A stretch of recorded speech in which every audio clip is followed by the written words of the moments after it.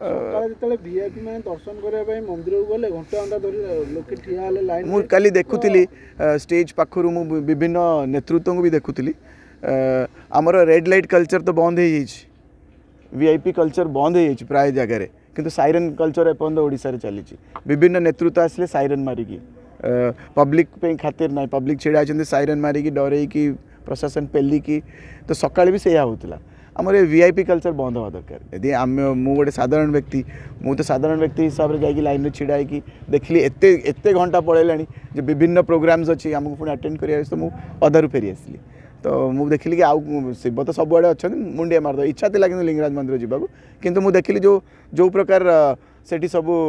माने तैयारी करथिले जो प्रकार सिस्टमटा बनी थिला बिल्कुल ठीक नथिला साधारण व्यक्ति को सम्मान नथिला आ वीआईपी कल्चर बहुत अधिक आपन से कथाटा मो पाटरू नहीं गले वीआईपी खाली नुह से पासेज गुड़ा जो बंटा भी है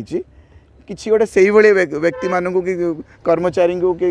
कर्मी मानू बंटा है एते मात्रा बंटा है सी आ वीआईपी रही से समस्ते से पशिगले सेटा वोट बैंक पॉलिटिक्स होता कि ठाकुर आगे आउ कि पॉलिटिक्स होता मुझे टिप्पणी देकी माने कथाटा को बहुत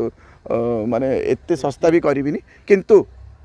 बहुत अधिक मात्रा व्यक्ति माने हैरान होइछन्ती एटा कई दुई मत ना।